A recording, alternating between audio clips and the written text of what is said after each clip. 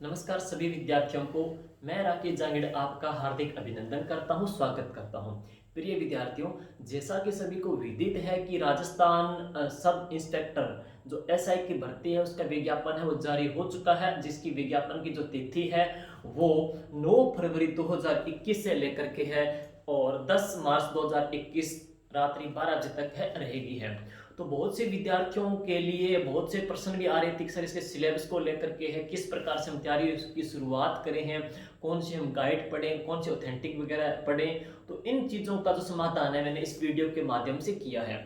तो ये जो मेरा वीडियो है ये मोस्टली इसमें क्या है कि इस बात को फोकस डाला गया है कि कई विद्यार्थी कहते हैं कि सर हमने पटवारी का भी फॉर्म भरा है और कई कहते हैं कि सर हम पटवारी की तैयारी करें, कब एसआई की तैयारी करें। तो आपके जो मन की जो जिज्ञासाएं हैं, जो उलझने हैं, उनका मैंने समाधान करने का प्रयास किया है और साथ साथ में जो तैयारी है बिल्कुल ग्राउंड लेवल से, जीरो लेवल से लेकर के किस स्तर तक अपनी तैयारी करें, तो वो मैंने समझाने का प्रयास किया है। जबकि जो इसका मैं दूसरा जो वीडियो निकालूंगा उसमें क्या है, महत्वपूर्ण जो ऑथेंटिक बुक्स है, जो जो बच्चे टॉपर्स जो रहे हैं एसआई भर्ती में उनसे बात करके मैंने उनकी पीडीएफ बनाई है, तो वो भी समझा दूंगा और उसकी पीडीएफ डाल दूंगा।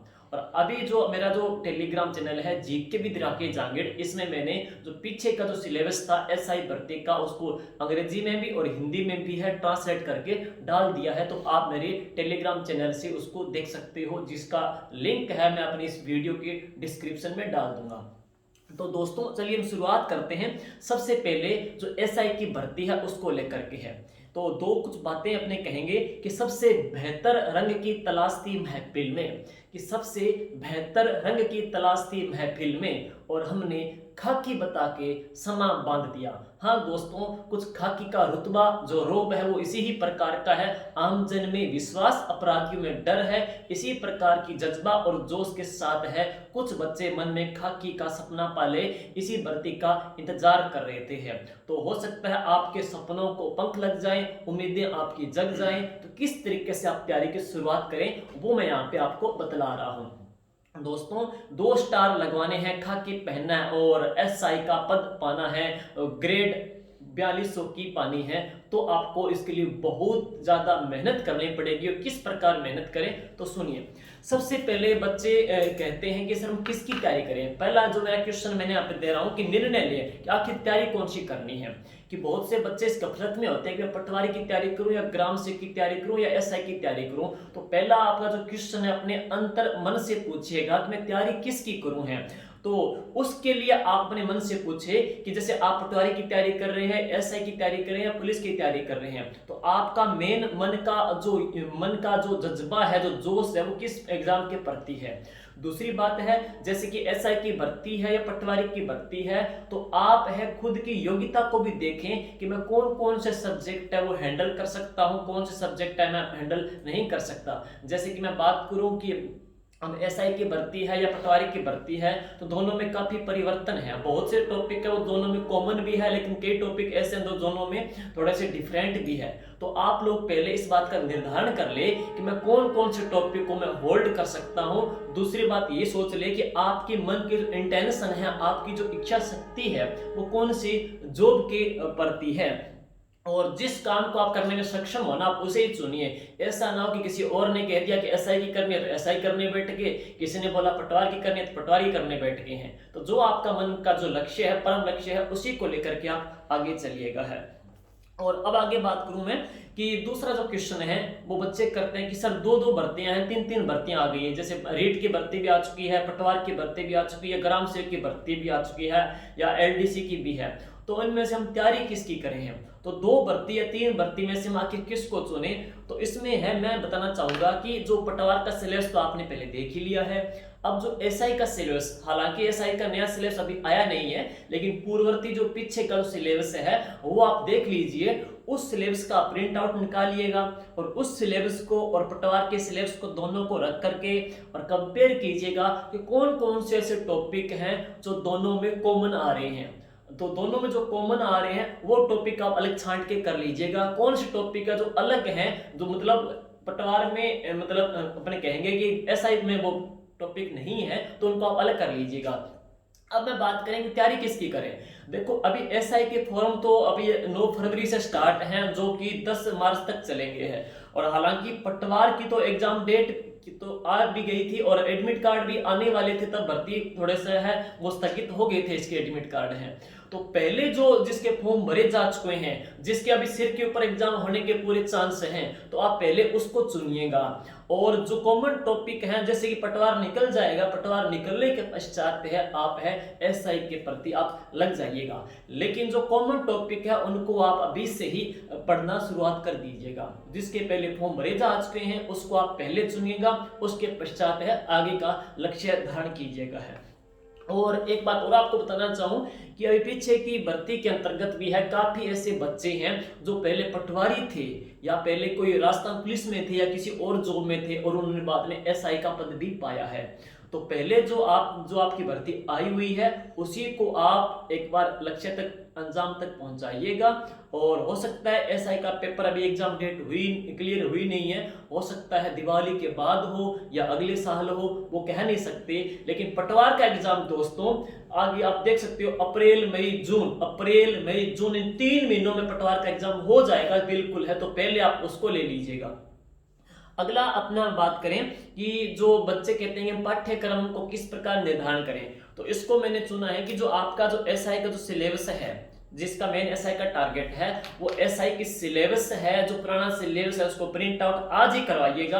आज ही इस प्रिंट आउट को निकाल करके उसके जो टॉपिक है टू द पॉइंट उनका बिल्कुल बारीकी से एनालिसिस कीजिएगा, उनका विश्लेषण कीजिएगा। और उसके बाद है उस जो टॉपिक है उस टॉपिक को एक एक करके छांटिएगा, उसका अध्ययन कीजिएगा।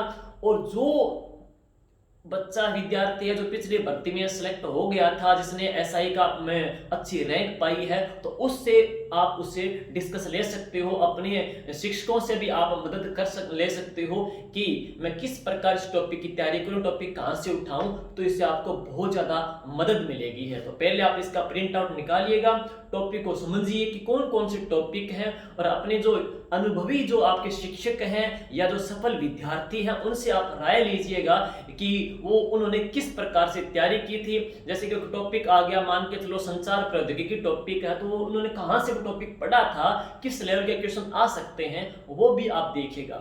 इसके अलावा मैं एक बात और कहना चाहूंगा कि आप पाठ्यक्रम के साथ साथ है पिछले जो एसआई का पेपर था उसको भी आप प्रिंट आउट उसका ले लीजिएगा, ताकि आपको पता चल जाए कि जो एग्जाम का जो स्तर है ना वो किस प्रकार का रहने वाला है। 3 नंबर ये था। अगला हम बात करते हैं कि बच्चों ने निर्धारण भी कर लिया कि मैं तैयारी किसकी करूं, फिर अपनी योग्यता को भी माप लिया, और अगली बात करते हैं कि उन्होंने सिलेबस भी निकलवा लिया, सिलेबस का भी अध्ययन कर लिया। अब वो सोचते हैं कि मैं उस सिलेबस के अकॉर्डिंग है वो ऑथेंटिक बुक्स लेके आऊं या उस सिलेबस के अकॉर्डिंग मैं कोचिंग लगूं या मैं ऑनलाइन पैक लूं। तो वो इस कंफ्यूजन में उलझा रहता है कि मैं ऑनलाइन तैयारी करूं, ऑफलाइन तैयारी करूं, सेल्फ स्टडी करूं या कोचिंग करूं। तो इसकी मैं आपको बताना चाहूंगा कि जो सेल्फ स्टडी है ना, सेल्फ स्टडी है उसका तो कोई जवाब है नहीं, ना उसका कोई विकल्प है। सेल्फ स्टडी का कोई विकल्प नहीं है। आप अपने स्तर पे, अपने सेल्फ स्टडी पे आप अभी से अगर 8 घंटे दो तो फाइनल आपका सिलेक्शन होगा, कोई रोक नहीं सकता है। लेकिन फिर भी कई ऐसे कहते हैं कि कोचिंग के अकॉर्डिंग, तो मैं आपको कहना चाहूंगा कि कोचिंग है ना वो आपकी सफलता का पर्याय नहीं है, और ना उसका आपकी सेल्फ स्टडी का वो कभी स्थान ले सकता है। तो कोचिंग सफलता का पर्याय नहीं है, सेल्फ स्टडी ही है। हालांकि फिर भी कुछ ऐसे बच्चे हैं जो कहते हैं कि हमारा जो टाइम मैनेजमेंट है वो बढ़ नहीं रहा है, घर पे पढ़ते हैं तो टाइम बिगड़ जाता है, या घर का जो परिवेश है वो भी पढ़ाई के अनुकूल नहीं है, रिलेटिव आते जाते रहते हैं, मैं सीटिंग नहीं दे पा रहा। तो आप अपनी सीटिंग को बढ़ाने के लिए, अपने टाइम मैनेजमेंट को निर्धारण करने के लिए कोचिंग भी ज्वाइन कर सकते हो। इसके अलावा कुछ ऐसे भी व्यक्ति हैं जो जॉब करते हैं, कुछ ऐसी बहनें भी हैं जो हाउस होल्ड है, बच्चे भी संभालते हैं, घर को भी मतलब संभालते हैं, और वो भी कहते हैं कि हम टाइम नहीं दे पाते सेल्फ स्टडी के तौर पे, तो वो है कोचिंग भी ज्वाइन कर सकते हैं, क्योंकि उनसे उनका समय का निर्धारण भी हो जाता है। कई बच्चे बैठते हैं, उन बच्चों से डिस्कस करते हैं, और उनमें जो टेस्ट देते हैं तो टेस्ट से खुद का मूल्यांकन भी कर लेते हैं, और खुद के स्तर को भी वो जांच सकते हैं। तो उनके लिए कोचिंग भी बेटर है। हालांकि ऑनलाइन की बात करें तो देखिए कि सेल्फ स्टडी तो उस ऑनलाइन की बात करें तो ऑनलाइन का अपने अपनी जगह अलग महत्व है और ऑफलाइन का अपनी जगह अलग महत्व है। कुछ ऐसे कंसेप्ट हैं जो कई बार समझ में नहीं आते हैं, तो उनको समझने के लिए आप ऑनलाइन का भी मदद ले सकते हो। कई ऐसी वेबसाइट भी है जहां से अपने इस टॉपिक को आप समझ सकते हो, लेकिन ऐसा ना हो कि आपकी जो टोटली आपकी दिनचर्या ऑनलाइन पे ही डिपेंड हो जाए। तो इस प्रकार टाइम का मैनेजमेंट आपको करना पड़ेगा कि आपका ऑनलाइन है वो आपका है ही, मतलब ऑप्शन आपका एक पूरा का इसी पे आप निर्धारित न हो। तो इस प्रकार से आपको ये टाइम का सेट करना है। कोचिंग विशेष तौर पे है जो हाउस होल्ड है या कोई जॉब करते हैं या जिनका कोई समय का निर्धारण नहीं है, तो वो लोग कर सकते हैं या अपनी सीटिंग बनाने के लिए कर सकते हैं। लेकिन आपको फाइनली तौर पे कहूं कि आपको ऑथेंटिक अपने अनुभवी जो शिक्षक है या जो सफल व्यक्ति है उनसे पूछ करके बुक्स लेके आनी है। हालांकि मैं दूसरा वीडियो डालूंगा उसमें टू दैश पॉइंट और एक एक सब्जेक्ट को मैं ऑथेंटिक बुक्स से बता दूंगा है कि जो बच्चा 0 लेवल से तैयारी कर रहा है उसके लिए कौन सी बुक्स पढ़नी है, जिस बच्चे ने 2 या 3 एग्जाम दे लिए हैं तो उसको कौन सी बुक्स पढ़नी है। मतलब हर एक स्तर के अकॉर्डिंग जो डोज आपको लेनी है वो मैं नेक्स्ट वीडियो में आपको बतला दूंगा है।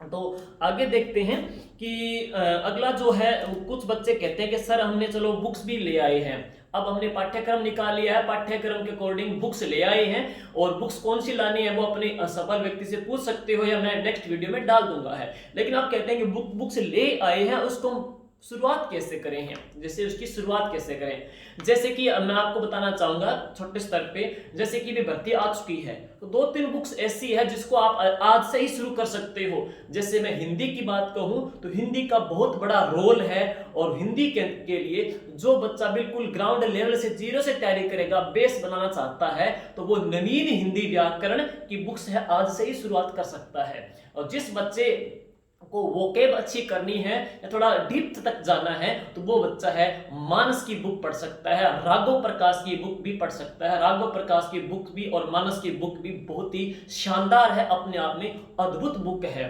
तो अब इनको पढ़नी कैसे है, तो आज से आप हिंदी की बुक्स तो ये शुरुआत कर सकते हो। और एक बात और, एसआई भर्ती और आरएस भर्ती के अंतर्गत है आर्थिक समीक्षा जो बुक है जो नई आई है उसकी मैंने PDF GK with Rakesh Jangid अपने टेलीग्राम में नई डाल दी है, उसको भी आप देख लेना और उसी को आज से शुरुआत कर दो। क्योंकि जो आर्थिक मुद्दे हैं, समसामयिक मुद्दे हैं, वो उन्हीं में से ही आना है। तो आर्थिक समीक्षा का कोई तोड़ नहीं है, वो आज से शुरुआत कर सकते हो। लेकिन पढ़ने कैसे हैं, बच्चे कहते हैं सर हम बुक्स ले आए, हम शुरुआत कैसे करें। तो जो बच्चा बिल्कुल 0 से तैयारी करना चाहता है उसके लिए क्या करें कि बुक्स है जैसे बुक्स पहली बार लेके आया है, जैसे कि उसको महेश वर्णवाल पढ़नी है या उसको कोई एनसीईआरटी पढ़नी है या उसको नवीन हिंदी व्याकरण पढ़नी है, कैसे पढ़ें, या आर्थिक समीक्षा वो कैसे पढ़ें। तो क्या करेंगे कि वो आर्थिक समीक्षा ले आए हैं या कोई बुक लेके आए हैं तो पहली बार उसको सिर्फ पढ़ें, सिर्फ पढ़ना है, अपने नजरों से निकालना है कि क्या विषय है। पहली बार पढ़ना है, आपको पहली बार कोई नोट्स नहीं बनाना है, पहली बार आपको सिर्फ आपको पढ़ना है। जब आप सेकंड बार पढ़ोगे, सेकंड बार उसी बुक्स को दोबारा पढ़ोगे तो आप अपने हाथ में है पेंसिल रखिएगा और इस पेंसिल से क्या कीजिएगा कि जो जो टॉपिक्स आप पढ़ रहे हो जिसमें जो मेन मुद्दे हैं, जैसे कि आप आर्थिक समीक्षा पढ़ रहे हो और आर्थिक समीक्षा में सौर ऊर्जा नीति आ गई है कि सौर ऊर्जा नीति नई जो नीति है उसका आगे क्या लक्ष्य है, कितनी मेगावाट विद्युत का सौर ऊर्जा का उत्पादन करना है, तो उसको आप हाईलाइट कर सकते हो। है तो जो जो मेन एस्पेक्ट आते हैं, जो जो मेन टॉपिक आते हैं उनको आप हाईलाइट कर दीजिएगा। तो इससे क्या है कि वो आपका टॉपिक है वो आगे जब कभी रिवाइज करोगे तो वो हेल्प करेगा। तो गौर कीजिए, पहली बार सिर्फ पढ़ना है, सेकंड बार आप पढ़ोगे तो उसको सिर्फ हाईलाइट करना है। और इसके बाद क्या करेंगे, जब आप तीसरी बार पढ़ेंगे ना तो तीसरी बार पढ़ेंगे कि जो आपको हाईलाइट किए जो मेन मेन टॉपिक है ना उनको आप साथ में एक अलग रजिस्टर या अलग कोई कॉपी लगा करके उसमें आपको वो लिखना है। तीसरी बार उसको मेन को लिखना है। ऐसा नहीं कि पूरा का पूरा नोट्स उतार दो, उसका भी एक सलीका होता है लिखने का कि जो आपकी मेन टॉपिक है ना, पॉइंट है, टू द पॉइंट, उन्हीं को आप है अलग रजिस्टर में उतारिएगा। तो ये करना है, पहली बार सिर्फ पढ़ना है, सेकंड बार हाईलाइट करना है, थर्ड बार है आपको उन मेन टॉपिक को है रजिस्टर में अलग से एंट्री उसकी लिखनी है। अगला अपने पढ़ेंगे कि जब आप ऐसे 3 या 4 बार पढ़ दोगे ना तो आपको याद करने की जरूरत ही नहीं पड़ेगी, क्योंकि जब पेपर आएगा तो पेपर में जब आपको रिवाइज मारना है ना तो उस पूरी राम कथा को, पूरी किताब को है आप मात्र आधे घंटे में या घंटे भर में चुटकी से निकाल दोगे है। और एग्जाम जब देने जाओगे तो वहां आपको ऑप्शन मिलेंगे और वो ऑप्शन आपके पटाख से ही सही हो जाएंगे है। तो ये है कि कम से कम 3 या 4 बार आपका पढ़ा जाना जरूरी है, और वो आप तभी पढ़ पाओगे जब इसी वीक में ही आज से 4 फरवरी है और आप 10 फरवरी तक है कम से कम सारी बुक्स लेके आ जाओ और आज से ही अपना टाइम मैनेजमेंट है निर्धारण कर लो है, तब वो अच्छा हो पाएगा है। तो आगे अपने पढ़ेंगे जो कई बच्चे कहते हैं जो बिल्कुल जीरो से तैयारी कर रहे हैं, तो वो क्या है कि एक किताब को लेकर के चल जाते हैं। कई बच्चे कहते हैं कि हम अनुभवी हैं तो वो एक दिन में 4-4 सब्जेक्ट निकाल देते हैं, लेकिन जो बच्चा बिल्कुल बिगिनर्स है, फ्रेशर है ना, तो वो एक टॉपिक लेकर के चलेगा। जैसे हिंदी की किताब लेकर चल दी है तो एक बार पहले पूरी कर दे, लेकिन रोजाना की दिनचर्या में वो करंट को डेली स्थान दे ही दें। करंट तो डेली ही पढ़ना है। उसके लिए आप एक क्रोनोलॉजी और आर्थिक समीक्षा बेहतर तरीके से कर सकते हो और उसके शॉर्ट नोट्स भी बना सकते हो। एग्जाम में आपकी बहुत ज़्यादा वो मदद करेंगे हैं। और इसके अलावा ये जो कुछ बातें हैं आर्थिक समीक्षा का मैंने बता दिया है। और अपनी मैं इसके अलावा बात कहूँ कि जो बुक्स की कंप्लीट जो रूपरेखा है, जो दिनचर्या है किस प्रकार पढ़नी है, वो कंप्लीट बुक में उसकी आपको पीडीएफ बना करके नेक्स्ट वीडियो में उसकी मैं समझा दूंगा है। तो ये कुछ बातें थी, बाकी कंप्लीट बुक के बारे में है अगली बुक में बता ही देंगे। तो सबसे पहले मैं वापस रिवाइज करना चाहूं कि सबसे पहले खुद को अपनी उलझनों से निकाल दीजिए। सारी जो उलझने हैं, जो सारे आपकी उलझने हैं उनको निकाल दीजिए। पहली उलझन में तैयारी किसकी करूं, एक माइंड बनाइएगा, एक निर्णय लीजिएगा। पहले पटवार का एग्जाम है अप्रैल मई जून में, तो उसको निपटा दीजिएगा। लेकिन साथ साथ में जो कॉमन टॉपिक आते हैं पटवार के, एसआई के, तो उनको पहले पढ़ने की प्रायोरिटी दीजिएगा है। तो एक माइंड बना लीजिएगा किसकी तैयारी करूं। दूसरी बात, मैं तैयारी कैसे करूं, तो उसके लिए आप अपने जो अनुभवी शिक्षक हैं, जो उनसे ऑथेंटिक बुक्स लेकर के आज से ही उनकी शुरुआत कर दीजिए। अब बुक्स कैसे पढ़नी है, बुक्स में आपको कम से कम 3 या 4 बार बुक्स पढ़नी है। 3-4 बार बुक्स पढ़ने के पश्चात है आपका लेवल बहुत अच्छा हो जाएगा।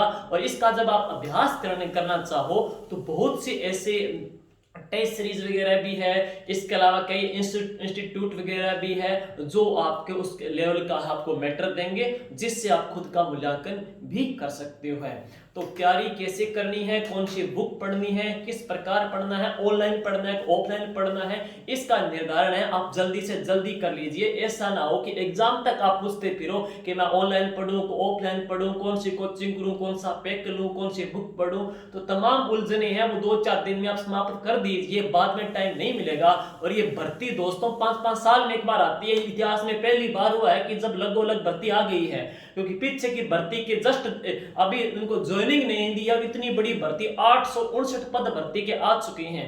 तो इस कसम इस आपको ये टाइम जाया नहीं करना है, अच्छी ही तैयारी करनी है। लास्ट में आपको मैं यही कहना चाहूंगा कि तेरी बुलंदी के सितारों को तोड़कर ए आसमान, कि तेरी बुलंदी के सितारों को तोड़कर ए आसमान, जरा देखना कि एक दिन इन्हें हम अपने कंधों पर सजा लेंगे हैं। तो इसी मन में लक्ष्य पाकर के, यही मन में जज्बा पाकर के आप अपनी तैयारी के प्रति सतत रहिएगा। ईश्वर आपकी मदद करेगा और इसी उज्जवल भविष्य की कामना के साथ है मैं आपका धन्यवाद अर्पित करना चाहता हूं। और नेक्स्ट वीडियो में आपको मैं कंप्लीट बुक के बारे में जानकारी दूंगा। आप लोगों से भी गुजारिश है कि इस वीडियो को अपने दोस्तों में अधिक से अधिक शेयर कीजिएगा, ताकि हर कोई विद्यार्थी है इसी कंफ्यूजन को, इस भ्रम को है वो दूर कर सके। धन्यवाद। जय हिंद, जय भारत।